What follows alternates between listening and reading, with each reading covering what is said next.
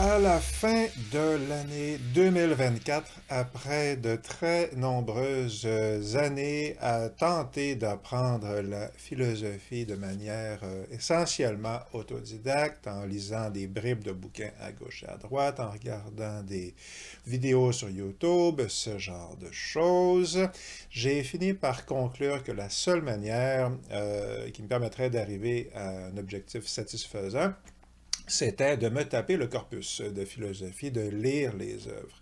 Et j'ai lancé donc ce projet-là publiquement en début d'année 2025. J'ai commencé la lecture des œuvres autour de Noël 2024, là, 2024 début 2025.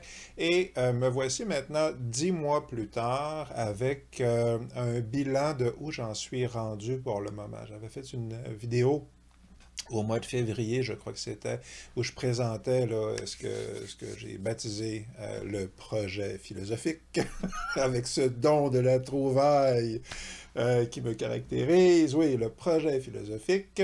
Et j'avais l'intention de faire un bilan plus fréquent. J'avais l'intention de faire des vidéos au moins une fois par mois, idéalement plus souvent que ça, en plus de mes vidéos ici sur la chaîne où je parle de science-fiction. Et finalement, ça m'a pris 10 mois pour vous revenir avec ce bilan-là.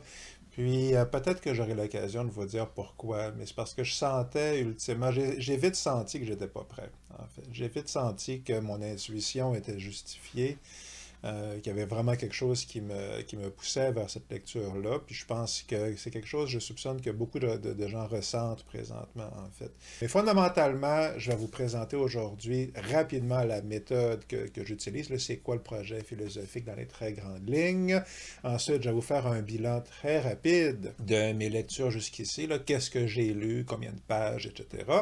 Et finalement, les résultats observables. Encore une fois, on est dans les très, très, très grandes lignes. J'aurai l'occasion, je l'espère, de faire d'autres vidéos. C'est mon intention, encore une fois. Là, je pense que je peux commencer à en parler, d'autant plus que j'ai pris pas mal de notes qui vont me permettre de parler de ces sujets-là, de sujets qui me préoccupent là, depuis très longtemps. Mais pour aujourd'hui, c'est ça. La méthode, le bilan, puis ce que j'ai observé pour l'instant comme résultat chez moi, puis dans ma manière de penser, là, le résultat de toutes ces lectures-là. Fait que la méthode, qu'est-ce que c'est? Ben, le projet philosophique, fondamentalement, l'idée, c'est que c'est de lire le corpus philosophique, une sélection des principales œuvres du corpus philosophique occidental. J'ai inclus un certain nombre de penseurs, de philosophes musulmans, là, de l'âge d'or de la philosophie musulmane, là, 8e, 9e siècle, ce genre d'époque-là. Un petit peu de ça, un petit peu bon, de différents auteurs, mais principalement, c'est des auteurs qui sont en dialogue plus ou moins direct avec les Grecs et Aristote et la tradition qui découle ultimement de ça. Et j'ai élaboré ça en fonction d'un objectif de lecture que je me suis donné, de deux textes qui m'intéressent énormément, qui ont une grande résonance pour moi, que je suis très curieux de lire, à savoir Le Capital de Marx et Être et temps de Heidegger. Donc, Marx, j'ai lu pas mal de Marx, mais ça fait longtemps, puis Le Capital en tant que tel, je l'avais jamais lu. Puis Heidegger, ben, vous savez peut-être que, si vous connaissez un peu la philo, vous savez que Heidegger est réputé comme étant particulièrement difficile à lire. Et pour X, Y, Z raisons, mes intérêts personnels à moi, ce sont les textes que j'ai choisis. Et ma méthode que je me suis donnée, c'est que, bon, puisque je ne comprends pas ces textes-là, j'avais essayé aussi de lire La phénoménologie de l'esprit, là, la préface, j'ai essayé de lire Critique de la raison pure l'année dernière. C'est ça, puisque j'ai constaté que j'y comprenais vraiment pas grand-chose et que c'était très ardu et que le chemin était laborieux et difficile, ben, mon hypothèse, c'était que ben, tous ces gens-là ont lu des philosophes, puis il y a un langage commun, là. Même si Hegel est très différent, même si tout le monde est assez unique finalement, il y a quand même une sorte d'horizon commun que ces gens-là partagent, puis qui fait qu'ils se comprennent un peu toujours bien. C'est l'hypothèse. Donc, fait que j'ai élaboré mon programme de lecture en me disant, OK, qu'est-ce que j'ai besoin, c'est quoi le minimum que j'ai besoin de lire pour comprendre, le minimum de philosophes là, que j'ai besoin de comprendre, par exemple, pour lire, OK, Marx. Bon, ben, Lénine, il y a une citation où est-ce qu'il dit la seule manière vraiment de comprendre le Capital de Marx, c'est de comprendre la logique de Hegel. Et donc, je me suis dit, bon, ok, je ne sais pas si Lénine sait de quoi il parle, je le saurai dans 4 ou 5 ans quand j'aurai lu tout ça, mais je vais lire la logique de Hegel. Ça va paraître une bonne piste. Puis j'ai un peu fonctionné comme ça. Puis OK, qu'est-ce que ça prend pour comprendre la logique de Hegel? Je me suis dit, OK, ben, il faut en vérité probablement lire Hegel au complet. Lire Hegel au complet. Qu'est-ce que ça prend pour comprendre ça? Ben, ça ne peut qu'aider de lire des gens comme Kant, par exemple, etc., etc.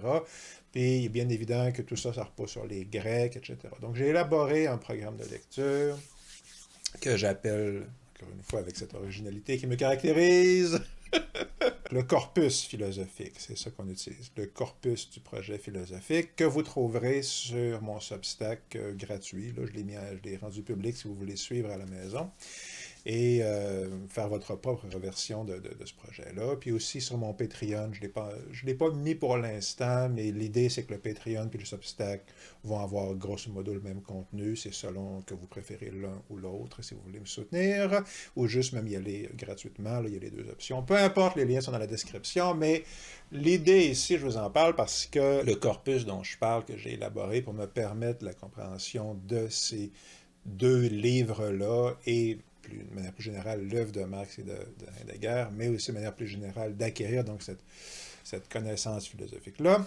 Ben, tout ça, vous le trouverez sur le Substack si vous voulez, encore une fois, là, faire un exercice comparable chez vous. Tout ça, ça représente 65 000 pages d'après mes calculs. J'ai échelonné ça sur 4 ans et je me suis fait un fichier Excel. Je me suis créé un certain nombre d'outils, dont le fichier Excel, là, ça, puis un petit cahier que j'utilise pour me motiver. Ça aussi, je ferai une vidéo à part parce qu'il a fallu que je m'entraîne en vérité. Là, ça fait plusieurs années que j'essaie de m'entraîner à lire plus. Je pense que c'est un problème que beaucoup de gens ont, là, souvent on veut lire, mais on ne le fait pas parce qu'on a l'habitude des écrans, puis etc., etc. Donc, fait qu'il a fallu que je m'entraîne, puis que je trouve une astuce là, pour me contraindre, si on veut, à atteindre cet objectif-là. Puis tout ça, ça serait des sujets pour une autre vidéo, mais finalement, la version rapide, c'est que j'ai les œuvres, je me suis fait un programme que j'ai divisé, comme je disais, en 4 ans. La première année, c'est l'Antiquité, c'était supposé aller jusqu'à la Renaissance, mais je suis en retard, ça fait que la Renaissance, ça va plus être l'année prochaine. Mais l'Antiquité, il y a des chances que je puisse finir cette année. Là, certainement, Platon, Aristote, je suis en bonne voie de finir. Là. Donc, voilà. Ben, justement, ça m'amène à mon bilan de lecture. Pour l'instant, j'ai lu 6000 pages d'après mon fichier Excel.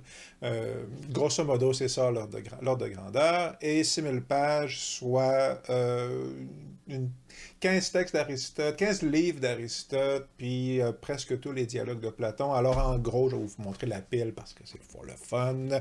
Les présocratiques ici, que j'ai lu, j'y vais chronologiquement. En gros. Donc, présocratique, il y a une grosse édition qui est sortie, je pense, chez Gallimard. J'ai découvert ça il n'y a pas très longtemps. Je ne sais pas combien ça fait de temps que c'est sorti, là, les écoles présocratiques, la version de 1000 ou 1500 pages. Un jour, je le lirai, je l'ai rajouté à mon programme, mais pour cette année, celui-ci suffit. Les dialogues de Platon, je les ai tous lus sauf un. Il m'en manque ici, là, je n'ai pas tous les albums à portée de main, là, mais je les ai tous lus sauf les lois que je suis en train de lire maintenant. Puis après les lois, il me reste aussi les lettres à lire, les lettres de Platon qui sont généralement considérées comme plutôt apocryphes, là, pas signées de sa main. Là. Ce sont des sortes de faux, là, si on veut, mais des faux comme ça, c'est pas si rare que ça se joigne au corpus des œuvres étudiées, puis peu importe. Il me reste de Platon, il me reste les lettres, puis il me reste les lois à lire, et après ça, je pourrais me péter les bretelles métaphoriques, car j'aurais lu tout Platon à ce moment-là. Aristote, maintenant, j'ai lu pour l'instant les 6 livres de la logique, l'organon. Alors, il y a dans la tradition arabe, apparemment, justement, je crois qu'ils rajoutent dans la partie logique, je pense qu'ils rajoutent carrément la poétique puis la rhétorique. Je suis pas certain, je le saurai quand je serai rendu là. Mais Ce qui est certain, c'est que bon, la poétique, je l'ai lu, j'ai lu la logique, j'en reparlerai probablement tantôt rapidement. Comme la plupart des gens qui lisent la logique, j'ai presque rien compris. C'est un des textes les plus denses et ardus que la main humaine a jamais produit. Mais c'est quand même quelque chose de très transformateur à lire ça. Là. Encore une fois, comme je dis, j'en reparlerai tantôt. J'ai lu plusieurs des traités de physique d'Aristote, donc la physique, de la génération et de la corruption, le traité du ciel, dont j'ai pas de copie physique pour le moment, je l'ai lu en numérique. Ça aussi, j'ai beaucoup aimé, j'en reparle probablement tantôt. Le traité de l'âme, dans la traduction Penguin ici, j'aime moins cette traduction-là, mais c'est un sujet pour un autre jour. Les économiques, ça aussi, c'est plutôt un texte apocryphe. Il y a une petite section au début qui est de lui, mais ça aussi, c'était bien intéressant pour différentes raisons. Les politiques que j'ai adoré et l'éthique à Nicomaque, le livre que j'ai le livre que j'ai utilisé là, que, comme initiation. C'est avec lui que j'ai commencé. J'ai lu les présocratiques, puis celui-ci pour commencer. J'étais en train de le lire à Noël l'année dernière. Puis c'est un beau cadeau de Noël que je me suis fait. Là, quand j'ai fait ma vidéo sur Golden Bat, le super-héros japonais sur la chaîne, c'est le livre que j'étais en train de lire. Et en gros, c'est ça que j'ai lu. Là, quelques livres bonus que j'ai lus en philo cette année. Un livre de Zizek, Welcome to the Desert of the Real, où est-ce qu'il parle du 11 septembre, c'est peu de temps après, c'était assez intéressant. Un livre de Jung, sur lequel j'ai fait une vidéo, Le présent et avenir, j'en avais parlé sur la chaîne ici. Excellent livre de Que sais-je ici sur la dialectique, un très très très très très bon bouquin sur un sujet pas évident du tout, parce que la dialectique finalement, j'avais fait une vidéo où je parlais de la dialectique, mais c'était la version de Zizek, là, justement. Zizek, Hegel. Puis en vérité, le problème, c'est que tous les philosophes se servent de ce mot-là, mais personne n'a la même définition. Donc, puis le bouquin ici adresse un très très bon survol là, de ces différentes définitions-là. Bref, c'est super intéressant. Puis ça, c'est pas de la philo, là, mais j'ai lu Michel Houellebecq, son bouquin sur Lovecraft. On s'en reparlera peut-être un jour. Et un James Bond, Diamonds Are Forever, et H.G. Wells, La guerre des mondes. Donc voilà, c'est ce que j'ai lu. Ça, c'est pas de la philo, mais voilà. Fait que, OK, le bilan, j'ai tout lu ça, bravo, hurrah. Qu'est-ce que ça m'a apporté tout ça? Ben, il y a une transformation profonde qui s'est opérée. Alors, si vous allez en passant sur le Substack, là, juste pour dire que j'ai une version, je suis en train de finir, là, ça devrait être en ligne dans vraiment pas longtemps, une couple de jours, là, une version de 2-3 pages, là, où est-ce que, une version plus élaborée et plus littéraire, si vous voulez, de la description que je suis en train de vous faire. Il y aura un article que vous pourrez lire gratuitement, là, où est-ce que je décris tout ça. Mais qu'est-ce que c'est le bilan pour l'instant? C'est quoi Ben, déjà, je dois dire que j'ai vraiment perçu une transformation interne sur le long terme pendant ces 10 mois-là. Puis je pense que c'est un effet qui aurait uniquement pu se produire et qui n'a pu se produire que parce qu'il repose sur l'accumulation de lecture sur le long terme. Puis, c'est quoi la nature de cette transformation-là? C'est une sorte de réalignement intérieur. C'est un peu comme sentir les mécanismes de notre, pas juste de notre pensée, mais de notre appareil de perception en général, se préciser un petit peu, là, mieux rentrer un petit peu dans les rouages, se réaligne un peu mieux, là, quelque chose comme ça. C'est comme avoir un problème de vision, puis que la vision se devient tranquillement, subtilement, là, de moins en moins floue, de plus en plus précise. Donc, l'idée générale, alors je ne prétends pas avoir acquis une vision pénétrante qui me permet de tout expliquer, c'est pas ça du tout l'idée, là, présentement, là, dans le sens où non seulement on est en début de parcours philosophique ici, mais personne n'arrive jamais à la fin, là, du processus philosophique. C'est pas ça l'idée. Mais ce qui est certain, c'est qu'il y a un entraînement mental qui opère par la simple accumulation de l'exercice de lire à peu près à tous les jours, ce qui revient à l'équivalent de 50 à 100 pages de philo par jour, là. Donc, j'ai sauté un bout pendant un bout de temps, là. Je veux dire, peut-être que j'en parlerai un autre tantôt. Il y a 2, 3 mois, parce que je n'ai pas lu grand-chose, là, quand je suis arrivé à la République de Platon, j'ai trouvé ça assez barbant, pour être sincère, et ça m'a un peu arrêté net, là. Ça m'a pris pas mal d'efforts pour y revenir, ça fait que j'ai accumulé pas mal de retard à ce moment-là. Mais somme toute, peut-être que ça aussi c'était nécessaire, là, qui sait, là. Ce qui est certain, c'est que je comprends mieux maintenant c'est quoi la philosophie. Puis comme bien des choses, j'avais une idée mentale de l'extérieur, là, de ce que c'est. Puis c'est intéressant parce que, à beaucoup de points de vue, faire la distinction entre l'image mentale approximative et extérieure, là, ok. Donc, passer de j'ai l'impression de savoir qu'est-ce que c'est, mais je me rends compte que je ne le sais pas, à je le sais un peu mieux, ou au moins, phrase célèbre, je sais que je ne sais rien. Là, cette transition-là, en beaucoup de parties, à beaucoup de points de vue, c'est ça que la philosophie permet. Okay? Puis, vu de l'extérieur, on a beaucoup l'impression que ce qui compte, par exemple, c'est les doctrines, puis les théories, puis on a cette idée, je pense, encore une fois, c'est vague, je pense que dans la culture, on a des concepts qui structurent notre manière de voir le monde. Puis ces concepts-là, c'est des idées comme, par exemple, le progrès, hein, l'évolution. Okay? Donc, on part d'un stade primitif, non seulement biologique, mais par extension culturelle. Et au fil des années, les choses s'améliorent par une sorte de mélange d'essais et erreurs et de phénomènes naturels. Et on arrive à notre époque glorieuse et illuminée où il y a c'est ça, il y a de la technologie, puis il y a des voitures volantes et que sais-je encore. Mais évidemment, si vous regardez autour de vous, vous verrez que c'est ça, c'est bien beau avoir des suppositions, puis on peut y croire tant qu'on veut, mais ça ne veut pas dire que ça se vérifie dans les faits. Puis l'exercice de la philosophie, la pratique de la philosophie que j'apprends, donc au fur et à mesure, c'est un peu l'entraînement intérieur qui permet de comprendre pourquoi il y a autant de différences entre mes idées préconçues puis ce qui se passe dans la réalité. Puis comment cet écart-là entre ma vague impression et ma vague croyance et mon vœu essentiellement de comment est-ce que je voudrais croire que les choses sont, ben comment est-ce que la distinction, la différence entre ça puis la réalité, si on veut, si tant est qu'on peut la connaître, ben comment est-ce que cette distinction-là vient précisément euh, de faute de pensée, d'erreur de pensée. Mais qu'est-ce que ça veut dire, ça, des erreurs de pensée en philosophie? Ben, c'est justement parce que ça aussi, ce que ça veut dire concrètement, okay, ce que j'observe pour l'instant, c'est que moi, ce qui m'intéresse chez les philosophes, dans bien des cas, c'est pas la doctrine.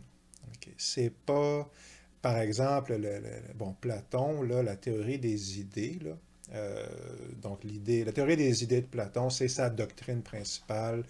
À partir du moment où il met en place ses propres enseignements, parce que ses premiers textes, c'est pas ça, c'est dans le cycle, si on veut, de l'apologie de Socrate, là, ça cherche à réhabiliter son maître Socrate. Ben, donc, éventuellement, c'est ça, Platon continue d'écrire des dialogues où Socrate intervient. Souvent, il y a le rôle principal, mais ce n'est plus la doctrine de Socrate qui met de l'avant, c'est la sienne propre, c'est la Platon. Et le cœur, si on veut, de sa théorie, c'est la théorie des idées. Puis la théorie des idées, de eidos, là, qui veut dire forme en vérité en grec, ben, c'est qu'il existe un monde des esprits, n'est-ce pas? Un monde surnaturel, métaphysique, là, dans le sens qu'on emploie aujourd'hui, qui ne veut pas dire ça. Métaphysique qui vient de la métaphysique d'Aristote, qui ne veut pas dire du tout ce qu'on pense que ça veut dire, incidemment. Autre bon exemple. Mais donc, selon Platon, il y a les idées, puis ce sont des créatures, des entités spirituelles essentiellement, grosso modo, là, faire une version courte. Okay? Alors, puis l'idée est que quand je parle de justice, la raison pour laquelle les êtres humains comprennent la justice, c'est qu'ils sont en train de se rappeler, parce que ça repose sur la remémoration de quelque chose qu'on sait déjà, c'est pour ça qu'on le reconnaît. On le sait déjà parce qu'on s'est réincarné. Dans mon souvenir, c'est un élément de sa thèse. Et ce dont on se souvient après toutes ces réincarnations-là, c'est que nous avons déjà été en contact direct ou plus direct que sur Terre, là, plus ou moins direct, avec l'archange de la justice, okay, essentiellement, avec le Dieu de la justice, le Dieu de la vertu, le Dieu de la beauté. Okay? Il n'utilise pas beauté ou archange, le terme n'existe pas, archange à son époque, à ma connaissance, mais ça revient un peu à ça. Okay? C'est une entité métaphysique. Bon, puis, bon, moi, je me suis beaucoup intéressé à la magie, si on veut, la magie cérémonielle, la kabbale, l'occultisme, ce genre de trucs-là. Mais, fait qu'il y a des rapprochements qu'on peut faire, là, si on veut, à certains trucs kabbalistiques, là, si on veut. Puis certainement, peut-être que j'en reparle tantôt, mais toute la physique d'Aristote, en vérité, et la magie occidentale, l'occultisme occidental, en vérité, ce que j'ai découvert, justement, c'est que c'est une continuation directe, là, de la physique d'Aristote. Ça, c'est hyper intéressant. Mais en ce qui concerne la théorie de Platon, des idées, moi, je n'y crois pas. Hein. Même si la Kabbale, je pense qu'il y a beaucoup de trucs intéressants au niveau sujet pour un autre genre. Là. Je pense que c'est utile à beaucoup de points de vue, ne serait-ce que pour comprendre justement comment le mental fonctionne, mais ça va plus loin que ça. Mais peu importe. En ce qui concerne les idées de Platon, moi je pense que c'est n'importe quoi, c'est complètement farfelu. Fait que moi, la doctrine de Platon, ou les conséquences, les conclusions de ces dialogues, quand il y en a, ces dialogues sur la justice ou la vertu, justement, ça ne m'intéresse pas, moi. C'est pas ça que je trouve intéressant. Puis même ces raisonnements, des fois, à Platon, sont extrêmement douteux, sincèrement. Il y a beaucoup de... Des fois, ça... Il y a des fortes émanations de mauvaise foi dans son truc. C'est très, très, très saugrenu, des fois, les sauts qu'il fait. Mais ce que je constate dans son cas, puis c'est un exemple, je donne un exemple ici, mais ce que je constate dans son cas, c'est qu'on peut voir comment, à l'époque de Platon, puis c'est un des trucs que j'ai appris, c'est un des trucs qu'on perçoit quand on fait ce travail-là, ben, on peut voir comment à l'époque de Platon, la pensée comme activité humaine n'existe pas comme nous on l'entend essentiellement. Comment est-ce qu'en vérité les philosophes grecs, puis c'est ça qu'ils sont en train de faire, c'est ça l'invention de la philosophie, c'est la raison pour laquelle c'est une contribution aussi énorme, là, j'oserais dire, au patrimoine, si vous me passez le mot, le patrimoine de l'humanité, c'est que, c'est ça, l'humanité partait d'une époque où la manière d'appréhender le monde était plutôt mythologique et où le mental n'était pas exercé de la manière qu'il l'est aujourd'hui. C'est la version courte. Puis, chez Platon, par exemple, il y a beaucoup du processus repose sur la subdivision. Okay? Je parle de justice, mais je vais subdiviser la justice en deux catégories, à savoir, par exemple, est-ce que si je parle de justice, ben, il y a la justice que le juge prononce, n'est-ce pas? Mais il y a aussi la justice, on va dire entre guillemets naturelle, là, où est-ce que si j'ai... il y a deux personnes qui ont faim, puis ils ont un pain à eux deux, mais il y a une personne va manger le pain à lui tout seul, ben, puis l'autre a faim à côté, ben ça serait une forme d'injustice, n'est-ce pas? Quoique, évidemment, tous ces trucs-là doivent être démontrés plus ou moins. Là. Mais spontanément, je pense que la plupart des gens seraient d'accord pour dire que c'est deux personnes qui ont faim, puis qu'il y en a un qui mange le pain au complet, puis qui donne une taloche à l'autre pour pas qu'il mange. On est en face à ce qui ressemble beaucoup à une injustice. Là, okay? Bon, ben, dans le cas, par exemple, de la méthode de la subdivision, okay, c'est pas le terme que lui emploie, mais l'idée générale, encore une fois, je fais un résumé grossier, du genre de choses qu'on observe, puis qu'on intègre, puis qu'on apprend quand on fait ce travail-là de lecture, ben dans le cas de Platon, il dirait, OK, bon, ben la justice, il y a telle catégorie, est-ce que la justice du juge, puis la justice de nos deux amis avec leur pain, là, bon, ben ça serait deux genres, la justice légale et la justice naturelle, mettons. Okay, puis là, il subdivise encore comme ça. C'est l'idée, encore une fois, c'est un résumé très, très, très grossier, mais c'est le genre de truc comme ça. Puis la logique d'Aristote est souvent extrêmement foireuse, mais en vérité, la raison, c'est que la logique n'existe pas encore à l'époque de Platon. Parce que c'est ce qu'on appelle, nous, la logique, c'est Aristote qui invente ça. Il invente ça, entre autres, justement, dans les fameux traités de logique dont j'ai parlé tantôt, dans l'Organon, puis les premiers analytiques, etc., là, les analytiques, les topiques, bon. Puis c'est lui qui va mettre en place une première version de ce qu'on appelle, nous, le syllogisme. Même là aussi, il y a des erreurs de traduction. Mais c'est ça, comment la logique fonctionne. Donc, comment est-ce que le mental est capable de tirer des conclusions plus ou moins précises de suppositions. Puis dans quelles circonstances ces hypothèses-là sont-elles plus ou moins solides, puis dans quelles circonstances les conclusions qu'on peut en tirer sont-elles plus ou moins solides, puis l'idée étant de voir, OK, bon, comment est-ce qu'on peut mettre de l'avant les thèses les plus solides possibles, mais aussi comment est-ce qu'on peut démonter, si on veut, montrer les faiblesses de raisonnement qui sont moins solides, justement. Donc, l'idée générale, c'est ça. Donc, l'idée, c'est qu'Aristote découvre par la pratique en bonne partie, puis il bâtit sur Platon en bonne partie. Il découvre des mécanismes, si on veut, supplémentaires, puis il crée sa méthode, une méthode dans laquelle il y a absolument la méthode de Platon. Aristote a été un disciple de Platon, donc la subdivision dont j'ai parlé, il est tout le temps en train de faire ça. Donc, mais la manière dont il fait, puis ce qu'il fait avec ça, etc., bon, ben, il va est plus raffiné, si on veut, à beaucoup d'égards que ce que Platon fait. Puis c'est très intéressant de regarder ça parce que Aristote applique cette méthode-là qu'il a développée à l'ensemble des activités humaines et de ses intérêts, autant les questions, on va dire, de nature métaphysique ou spirituelle, que la physique naturelle, la zoologie, etc., etc., etc. Donc, il applique ça à tout, puis on peut voir comment ces raisonnements sont plus ou moins solides et cohérents, puis etc., etc. Donc, c'est un peu ça, OK? Puis, un truc qui est particulièrement intéressant, puis qui fait partie de l'apprentissage qui infuse la psyché de la personne qui lit, là, qui construit, qui solidifie son appareil mental, là, qui l'entraîne. C'est vraiment comme un entraînement physique d'une certaine manière.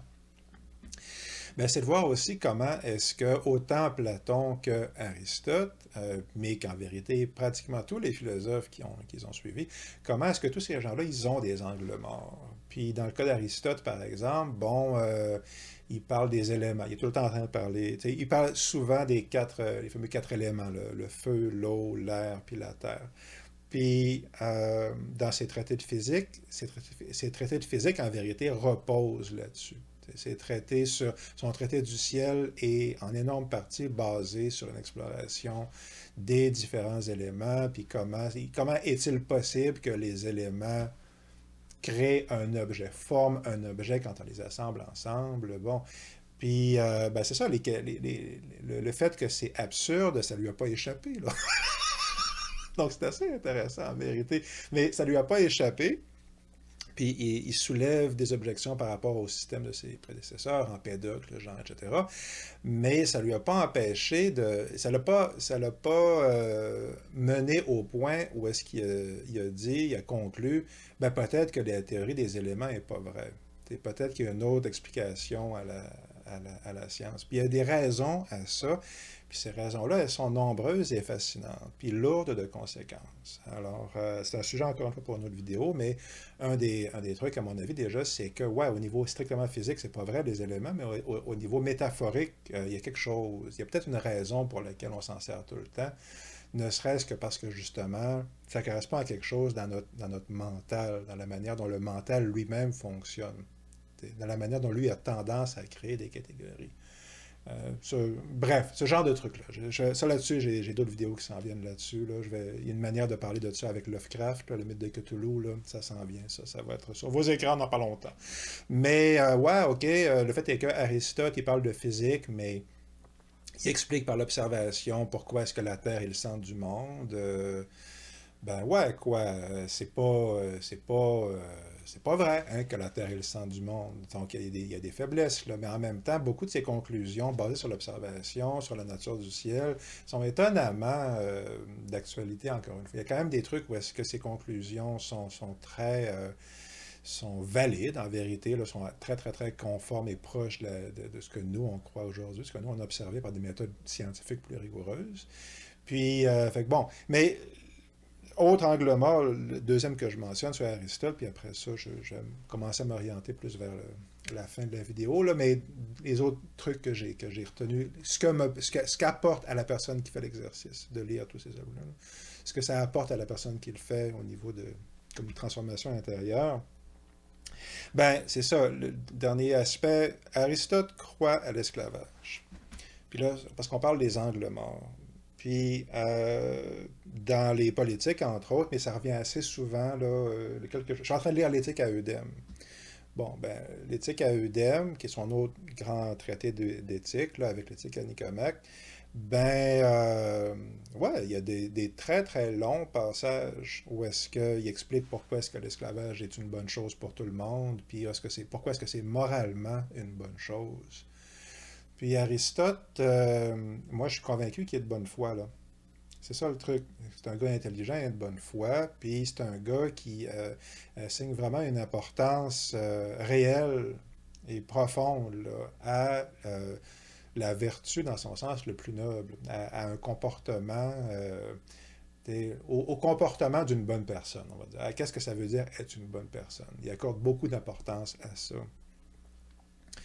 Et donc, comment se fait-il que pour nous, comment se fait-il qu'ils considèrent que l'esclavage est une bonne chose quand il est évident, me semble-t-il, à pas mal n'importe qui à notre époque, que c'est pas le cas, hein? Que l'esclavage n'est pas une bonne chose. Mais aller dans cette direction-là, puis une direction qu'il faut prendre, ça nous mène assez loin aussi, parce que Aristote a des angles morts qui lui font justifier l'esclavage. Puis son angle mort est basé sur le fait que ça fait son affaire. Que s'il n'y a pas d'esclaves, l'économie s'effondre. Hein. L'économie grecque s'effondre et donc il n'y a plus de philosophes. Il n'y a plus toute la classe politique, la classe sociale qui peut être philosophe, qui est la même classe sociale qui peut être politicien ou peu importe, là, ben, tout ça, c'est possible à cause de l'esclavage. Puis, ils ont un angle mort parce que, collectivement, ils doivent bien, tu sais, ils ne peuvent pas se dire que ce qu'ils font, c'est monstrueux. C'est forcément bien. OK. Ouais. Puis, pourquoi est-ce que c'est troublant? Ben, c'est troublant parce que tous ces gens merveilleux, bon, plusieurs sont merveilleux, plusieurs sont des crapules, il faut bien le dire, chez les Grecs anciens, mais certainement Platon, Aristote, Socrate, c'est du bon monde, là, même dans notre époque. Bon, eux voient pas de problème à ce qu'il y ait des esclaves, angle mort, mais on a le même, je vous dirais humblement. On a le même, gauche ou droite, peu importe, là, vous vous trouvez sur le spectre, là. Je vous garantis que, regardez par la fenêtre, là, vous allez en trouver des tonnes de trucs horribles que vous trouvez cool. OK. C'est comme ça que c'est. Okay. On a tous ces angles morts-là. Puis la philosophie nous montre comment on tombe dans ce panneau-là.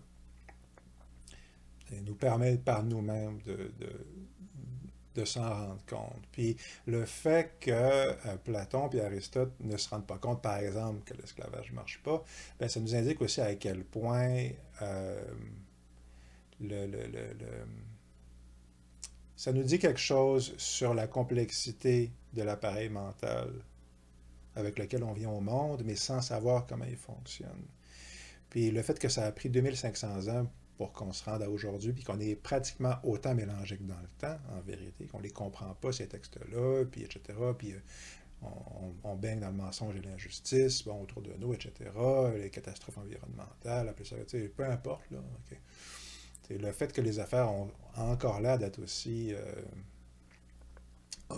chaotiques et confuses, etc., ben, ça nous indique que peut-être que, justement, c'est plus compliqué qu'on le croit, puis qu'on le prend pour acquis, d'apprendre à se servir adéquatement de l'appareil mental. Puis c'est un peu ça. Puis tout ça, puis je vais finir là-dessus pour aujourd'hui, parce qu'évidemment, j'en aurais beaucoup plus long à dire, là. Mais moi, il m'apparaît qu'il y a deux grandes sources de confusion, on va dire. Encore une fois, vous verrez que je crée deux subdivisions parce que j'utilise mon mental présentement. C'est ça. Puis quand je parlais de ma fameuse grille là, que j'ai élaborée, là, j'en reparlerai plus parce que je pense que ça peut être utile. Moi, je trouve ça cool en tout cas. De comment est-ce qu'on comprend les phénomènes. Bon. Mais c'est ça, il y a deux grandes catégories d'erreurs. La première, c'est prendre les choses pour acquis, justement. C'est de ne pas remettre en question pas remettre en question la définition de ce qui nous semble une évidence. Okay. Par exemple, aujourd'hui, tout le monde parle de racisme, par exemple. Mais qu'est-ce que ça veut dire concrètement? Puis c'est problématique parce que c'est certain que ça correspond à un paquet de choses, puis que dans énormément de cas, ça correspond à des choses qui posent problème pour vrai. Là. Okay? Mais je ne suis pas le premier à dire puis à observer que quand c'est appliqué à toutes les sauces, ça perd un peu son sens.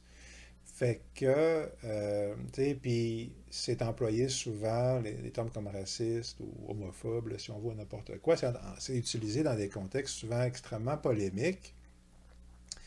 Puis les gens qui s'en servent, à gauche ou à droite, dans un camp ou en l'autre, peu importe, ben, utilisent ces termes-là parce que ça correspond à quelque chose d'important dans leur esprit, puis quelque chose qui anime leurs émotions de manière intense. Mais ils prennent l'intensité de cette émotion-là pour une certitude quant à la définition du concept qu'ils emploient. Autrement dit, le racisme m'insurge, je trouve ça scandaleux, donc je n'ai pas besoin de définir qu'est-ce que c'est. Puis, est-ce que ça marche? Il y a deux hypothèses. La première, c'est la raison pour laquelle... Est-ce que ça a marché jusqu'ici? Ben non. OK. Le monde est en train de s'effondrer, la civilisation s'effondre, tout le monde est à couteau tiré, puis si vous êtes antiraciste, vous êtes probablement de l'avis plutôt justifié que ce qu'on appelle le racisme. On baigne dedans, il y en a la journée longue. Bon. Donc, est-ce que le simple fait d'être antiraciste, de s'opposer au racisme, suffit à abolir le racisme? Ben, clairement non. Et donc, il y a deux suppositions, parce qu'encore une fois, on utilise le mental, donc on est toujours en train de faire des subdivisions, parce que c'est ce que le mental fait. OK. Ben, OK, il y a deux suppositions. Soit l'antiracisme a échoué jusqu'ici parce qu'il n'a pas réussi à éliminer tous les racistes, et donc le racisme comme phénomène, et donc je suis vertueux, je sais ce que je fais, je comprends ce que je fais, et tout ce que j'ai besoin de faire, c'est d'anéantir l'ennemi, le faire disparaître de la surface de la Terre, ses croyances, peut-être physiquement, la personne, peu importe, la purge. Okay. Bon, soit une variation là-dessus, soit l'extermination de l'ennemi idéologique. Soit c'est pour ça que ça n'a pas marché pour l'instant, parce qu'on n'a pas rééduqué les racistes ou qu'on ne les a pas éliminés, soit c'est parce que ma grille d'analyse ne fonctionne pas. Soit c'est parce que ma manière de comprendre le problème n'est pas aussi parfaite que ce que je pense. C'est ça l'idée.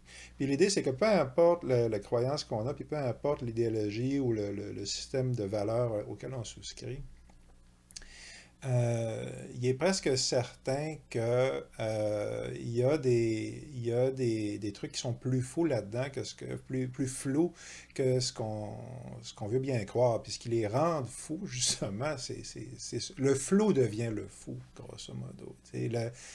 Le fait de ne pas faire l'exercice auquel nous entraîne la philosophie et fait que on prend des trucs flous pour des certitudes. Puis les conclusions qu'on tire de trucs flous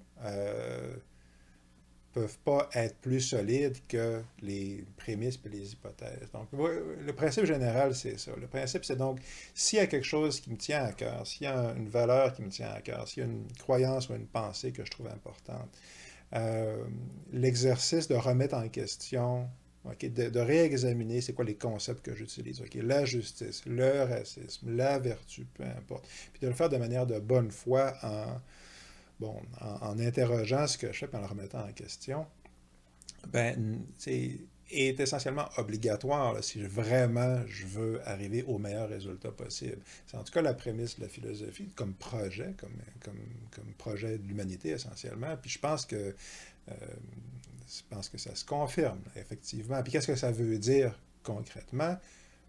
Examiner les croyances pour vrai, okay, de manière philosophique, ben c'est ce que nous apprend la philosophie et c'est ce qu'on absorbe quand on lit ces œuvres-là. T'sais. Essentiellement, mon approche, j'ai réalisé ça en cours de route, mon approche de la philosophie est comparable à apprendre une langue seconde. Où est-ce qu'on s'immisce dans la culture, on lit les textes, on écoute les textes, on apprend le vocabulaire, puis on intègre la grammaire, la syntaxe, puis les concepts, puis comme je disais, la culture générale. Puis de cette manière-là, la transformation intérieure que permet la philosophie opère à peu près de la même manière que quand on apprend une langue, puis à un moment donné, on se rend compte que, oups, ça fait 3 mois que je écoute des vidéos en allemand, par exemple, sur YouTube, et que je comprends pas grand-chose, mais j'ai regardé le vocabulaire à gauche puis à droite, puis après, on se lève un matin, puis finalement, je comprends un peu plus. Puis non seulement je comprends un peu plus la langue allemande, par exemple, mais je comprends un peu plus aussi des aspects de sa culture qui sont invisibles vus de l'extérieur de manière superficielle, puis qu'on ne peut acquérir que par cette lente absorption. Puis c'est ça le truc avec la philo, puis c'est pour ça aussi que ça m'a pris 10 mois avant de pouvoir en parler publiquement. Puis c'est pour ça aussi que je vous invite à le faire de votre côté parce que euh, c'est jamais ce qu'on... C'est pas ce que ça a l'air de l'extérieur. C'est toujours comme ça. Okay. Je vais finir avec Hegel, parce que même si je ne l'ai pas lu au complet, j'ai même pas lu, je pense que j'ai lu 50 ou 60 pages, la préface là, de la phénoménologie de l'esprit. Il y a un truc qui m'est resté, puis j'ai très hâte d'y revenir. Là, c'est dans 2 ans, je pense qu'on va lire ça. Euh, ben, il dit, la seule manière de comprendre, c'est sa préface, mais ce qu'il dit en gros, c'est, là, je vais vous présenter tout ça, puis vous allez rien comprendre, parce que la seule manière vraiment de comprendre ce que dit un philosophe, c'est de lire le texte au complet. En gros. T'sais. Puis c'est la même chose pour un roman. Si je vous raconte À la recherche du temps perdu, vous allez trouver ça plate. Je le sais parce que je l'ai fait souvent. OK? Mais La recherche du temps perdu, c'est une des expériences, pas juste des lectures, c'est une des expériences les plus jouissives que j'ai eues de ma vie, là, lire La recherche du temps perdu. Quand tu arrives au dernier mot, là, c'est un chef-d'œuvre transcendant. Carrément un chef-d'œuvre transcendant. T'sais. Pareil où les compositions de Jean-Sébastien Bach, là, c'est quoi La Passion selon saint Matthieu, ou les pièces de Shakespeare, les meilleures pièces de Shakespeare. Il faut en faire l'expérience pour savoir qu'est-ce que ça dit réellement. T'sais. Ça aussi, quand je parlais de mon modèle de la psyché, là, dont j'ai parlé, que j'ai évoqué tantôt, que ces travaux-là, même superficiels, même en début de parcours, m'ont permis d'élaborer de manière présentable, puis je reviendrai dans d'autres vidéos. Mais c'est ça, là où ce que je m'en vais avec ça, c'est que il faut plonger dans l'océan, dans la mort, puis il faut baigner dans la mort pour savoir qu'est-ce que c'est. Il faut que l'eau marine infuse notre corps, puis nous transforme, puis tout ça. Puis il faut l'accumulation soutenue de ce genre de travail d'érosion-là pour que finalement, c'est ça, là, les intuitions, ce qui bloque une expression plus claire dans nos intuitions soit effritée. Là. Puis essentiellement, ce que je suis en train de dire, c'est qu'il faut les lire, les textes. Là. Il faut les lire pas rien qu'un, puis pas rien qu'une fois, en vérité. Parce qu'autrement, c'est ça, quand on, tu sais, Aristote parle de l'âme tout le temps. Ben, si j'avais pas lu tous ces livres-là, j'aurais compris l'âme comme on le comprend au 20e siècle. Même en sachant que c'est une erreur, même, j'aurais quand même compris ça comme étant un dérivé de discours chrétien ou quelque chose comme ça. Même en essayant de ne pas le faire délibérément, je ne peux pas faire autrement parce que c'est ça mon cadre de référence. Puis c'est entre autres aussi parce que la théologie chrétienne est beaucoup basée sur Aristote en vérité, n'est-ce pas? Puis ça, on le reconnaît à la lecture. Mais si on lit tous les textes d'Aristote, on se rend bien compte que quand il parle de l'âme, il parle pas de ce qu'on pourrait être du tout. Là. Puis même s'il parle d'une âme immortelle, ce qui est son point de vue, si j'ai bien compris, c'est pas l'âme immortelle de l'Église catholique, là. C'est pas ça du tout, là. C'est complètement une autre manière de voir le monde. Puis, euh, quand il parle des causes, les fameuses 4 causes, là, sa relation à la causalité elle-même est complètement différente de la nôtre. Puis, nous, avec le recul, même quand on le sait abstraitement, il y a beaucoup de choses qu'on prend pour acquis qui nous mettent dans le trouble. Et aussi, on a tendance à avoir une sorte de porter un jugement de valeur sur ces pensées-là. Puis justement, parce qu'on croit au progrès, puis à la science, puis on se dit ça, c'est pré-scientifique, et donc c'est stupide. Puis c'est pas le cas. C'est pas le cas. Il y a des trucs un peu stupides des fois, qui peuvent nous paraître aberrants, mais c'est pas le cœur du truc, là. Même quand il parle des éléments, puis toutes ces choses-là, puis quand il parle de l'âme, il est en train d'exprimer complètement autre chose dans ces questions de causalité, par exemple.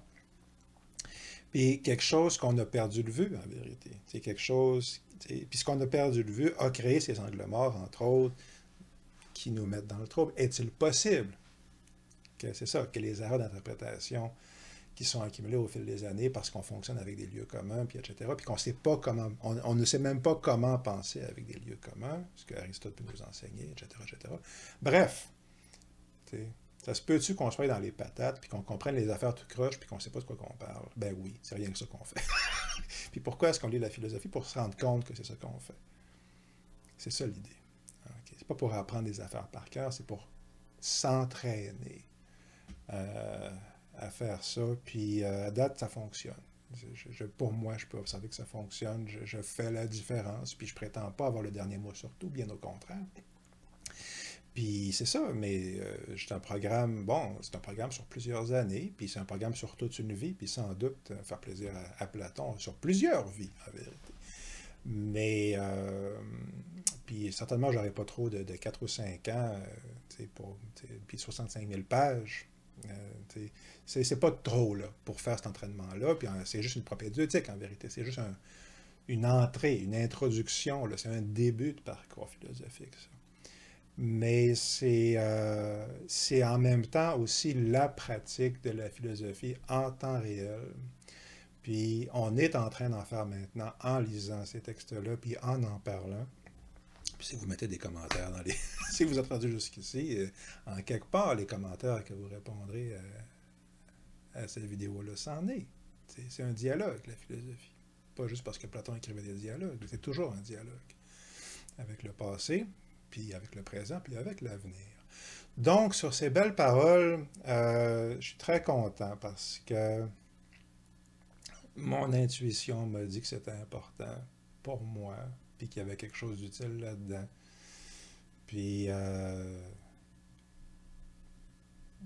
c'est ça. J'espère, en tout cas. Puis mon cœur m'a dit que c'est le cas.